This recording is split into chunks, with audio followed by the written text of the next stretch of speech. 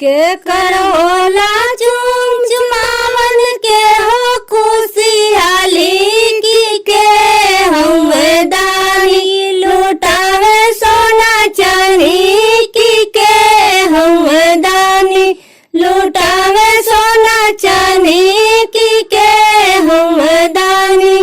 दीदी का होला चुम चुमावन मम्मी खुशहाली की पापा हम दानी लुटावे सोना चांदी की पापा हम दानी लुटावे सोना चांदी की पापा हम दानी। के कर होला चुम चुमावन के हो खुशहाली की के हम दानी लुटावे सोना चांदी की के हम दानी लुटावे सोना चांदी की के हम दानी।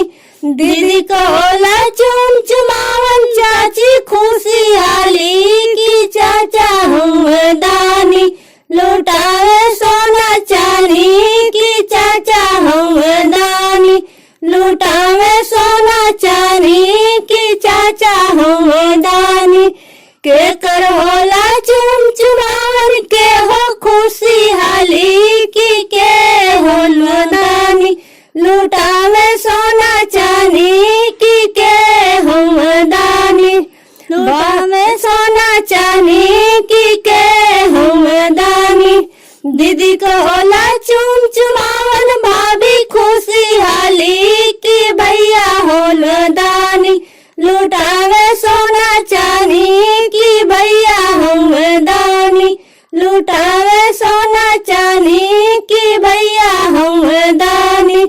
के कर होला चुम चुमावन के हो खुशहाली की के हम दानी लुटावे सोना चांदी की के हम दानी लुटावे सोना चांदी की के हम दानी। के कर होला चुम चुमावन के हो खुशहाली की के हम दानी लुटावे सोना चांदी की के हम दानी लुटावे सोना चांदी की के हम दानी। दीदी का होला चुम चुमावन बुआ खुशहाली की फूफा हम दानी लुटावे सोना चांदी की फूफा हम दानी लुटावे सोना चांदी की फूफा हम दानी।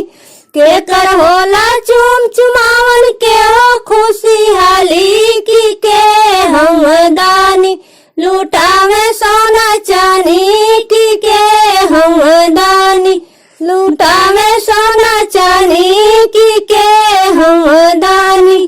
दीदी का होला चुम चुमावन मामी खुशहाली की मामा होल दानी लुटावे सोना चांदी की मामा हम दानी लुटावे सोना चांदी की मामा हम दानी।